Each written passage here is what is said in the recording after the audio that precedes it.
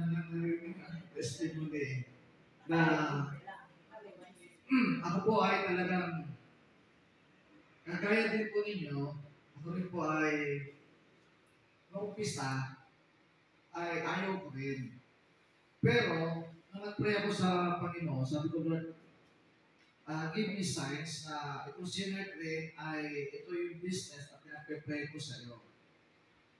And then, pagbukas ko ng Bible, I opened sa Genesis 1:29, at doon nga, nabasa ko na lahat ng green vegetable na create ng Diyos ay pwede natin kainin para maging healthy tayo. So doon, and then may confirmation sa puso ko na itong mga Synergy ay galing sa Panginoon. Kaya po, the best ng Synergy, mga kapatid. Kasi biblical ito, biblical. So, kung ikukumpara mo sa iba, yung iba hindi biblical eh. Sorry to tell you pero ito po kasi biblical. So, kaya po, pag dinilig natin ang Synergy, nandun din yung blessing ng Lord. Nandun din ang healing. Alam ba natin ang Panginoon?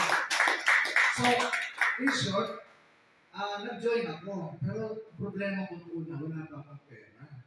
So, meron akong masidhing gusto na talagang magpa-member. So, kinausap ko siya kong member, sabi ko, maganda ko Synergy, alam mo, gusto mo, mag-happy tayo sa 7.5. So, pag meron ka talagang desire, nagawa ka ng paraan. So, kinausap ko siya, naghabi kami, nag-2 box pa kami, 7.5 pa nga lang inabutan ko nun eh. So, in short, naka-join din siya. Nag-take din siya. Gumanda yung pakiramdam ko. Sa dami ng ano ko, hindi ko na pumaisa-isa lahat sa inyo, pero ako po mismo, maganda ang testimony ko, na ang Synergy, isa lang po doon sa ano ko, ay yung hindi ako masyadong pagod sa maghapon.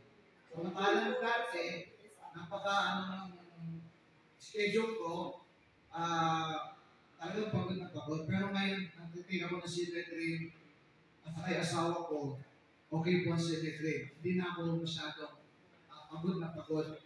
Talaga pong napakahaba ng ako ng energy nasa Synergy. Yes! So, in short po, dahil sa inaral ko din ng Synergy, tapos tinatake ko din ng Synergy, sa kahabagan ng Diyos, ay dumami na po yung aking timeline. Yes! So, ngayon nasa 8 na siya ata, nasa 8.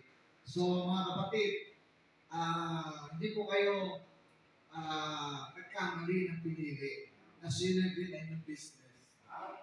Ako po nagkasabi sa inyo, biblical ito, at saka naaralin nyo lang po talaga, at tayo po ay magiging healthy and wealthy. Yes! Thank you, Pastor Arnel.